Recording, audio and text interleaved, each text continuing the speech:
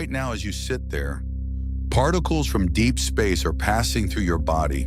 Not a few, thousands every single minute. They are moving at almost the speed of light.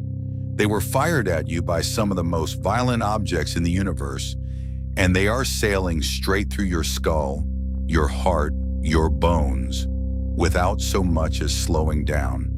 You feel nothing. You have never felt one, and most of the time, they are harmless. But in 1991, a detector in the Utah desert caught one that was not normal at all. A single particle, smaller than an atom, carrying about as much energy as a hard-thrown baseball. Physicists genuinely did not believe it. They named it the "oh my God" particle. And 35 years later, we are only just beginning to work out what could possibly have fired it. First, let us clear up the name, because it is completely wrong. We call them cosmic rays, which makes them sound like beams of light. They are not rays, they are particles.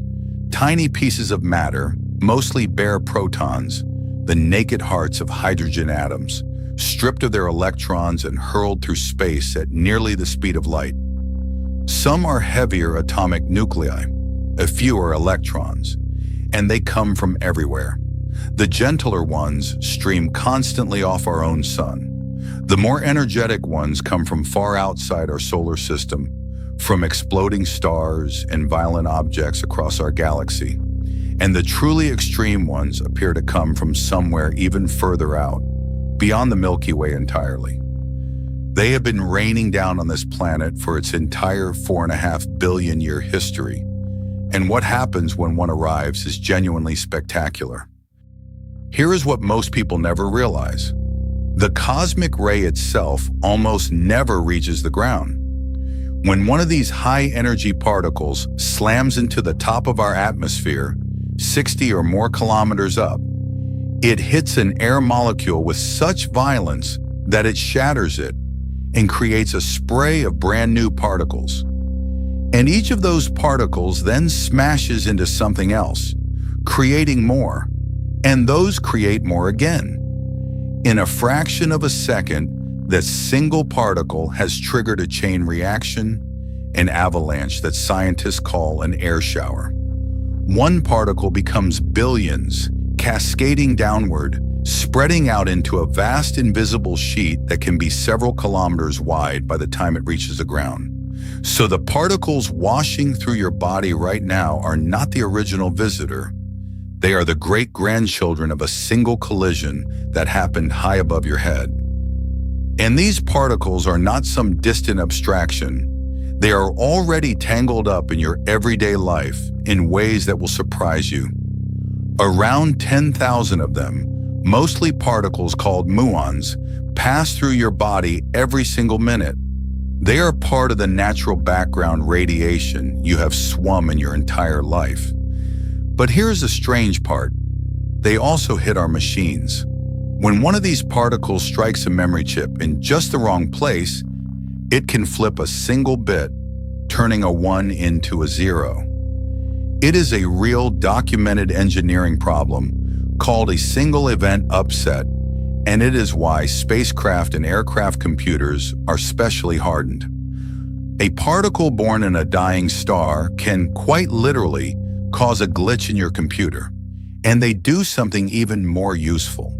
When they strike nitrogen in our atmosphere, they create carbon-14, the radioactive clock that lets archaeologists carbon date ancient bones and artifacts.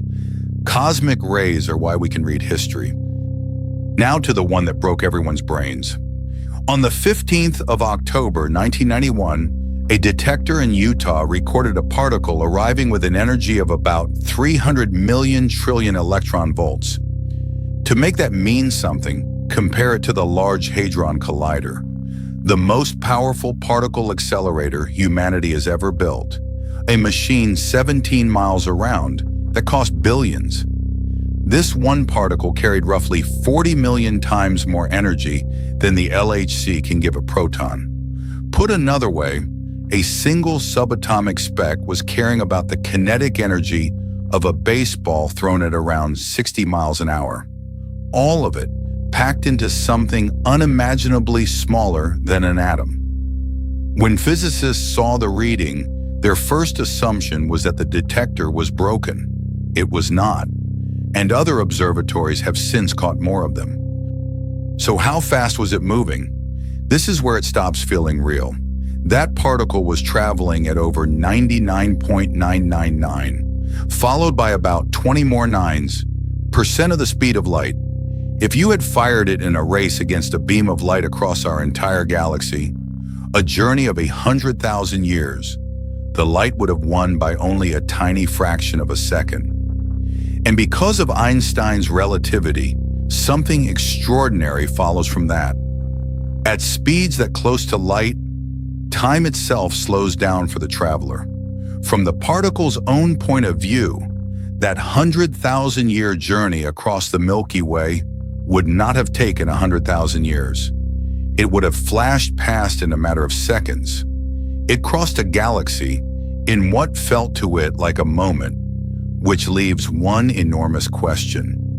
What in the universe could possibly throw something that hard? Nothing on Earth comes close. To accelerate a proton to that energy, you would need a machine larger than a planet. So nature must be using something far more extreme. The prime suspects are the most violent objects we know of. The shock waves of exploding stars, supernovas, whose blast fronts can act like enormous natural accelerators, kicking particles to higher and higher speeds each time they cross the shock. The savage magnetic fields around spinning neutron stars. And most powerful of all, the supermassive black holes at the hearts of distant galaxies, which fire titanic jets of matter out into space at nearly the speed of light. The universe, it turns out, is full of particle accelerators that dwarf anything we could ever build. But the deeper we looked at the most energetic particles, the more we ran into a problem.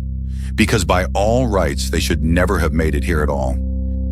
Here is the paradox that has haunted physicists for decades. Space is not empty. It is filled everywhere with the faint afterglow of the Big Bang, a bath of ancient, very low-energy light called the cosmic microwave background. To you and me, it is nothing. But to a particle moving at those insane energies, slamming into one of those feeble photons is like hitting a wall. Every collision bleeds away a little energy. And the physics says that after traveling a few 100 million light years, any particle above a certain energy should have been ground down below that limit. This is called the GZK cutoff. So the most extreme cosmic rays cannot have come from very far away. They must have been fired from somewhere relatively nearby in cosmic terms. But when astronomers looked toward where they came from, they often found nothing obviously violent enough to have done it. Empty sky. So how do you study something invisible that arrives without warning and that you can never touch directly? You build something enormous. In Argentina, the Pierre Auger Observatory covers around 3,000 square kilometers, an area larger than many countries with hundreds of detector tanks spread across the landscape waiting. When an air shower sweeps down, different tanks are struck at very slightly different moments, and from those tiny timing differences, scientists can reconstruct the direction the original particle came from and estimate its energy. Other observatories watch the sky instead, hunting for the faint blue flash that a shower makes as it tears through the air. It is a staggering effort, an instrument the size of a landscape, built to catch particles that arrive maybe once per square kilometer per century. And recently, that patience finally paid off. And this year, astronomers finally pinned one down. By combining 3 completely different views of the sky, gamma ray, radio, and X-ray data from separate observatories, a team conclusively identified a source of the highest energy cosmic ray protons in our own Milky Way, in a region near the bright star Altair. For the first time, instead of just knowing that these particles must come from somewhere violent, we could point at a specific place in our galaxy and say, there, that one. That is a natural particle accelerator, and it is firing at us. It is a genuine milestone, closing a puzzle that has been open for decades. But notice what it does not solve. This is a source within our own galaxy. The very highest energy monsters, the oh my god particles, still appear to come from somewhere beyond it. The biggest guns are still out there and still unidentified. So the next time you are standing outside on a clear night, remember what is actually happening to you. You are standing in a rain, a constant, silent, invisible rain of particles fired from exploding stars and the monstrous black holes at the centers of galaxies, some of them traveling for millions of years to arrive at exactly the place where you happen to be standing, and then passing straight through you as if you were not there.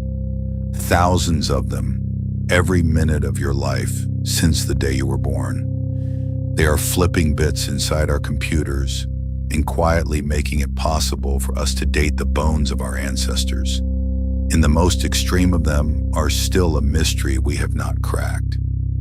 The universe is not a quiet place, and we are not separate from it. We are standing in the weather of the whole cosmos. So let me ask you this. What is the most astonishing thing you have ever learned about the universe you live in? Tell me in the comments, and if you love real science explained without the boring parts, subscribe to First Principles Talk. We're just getting started.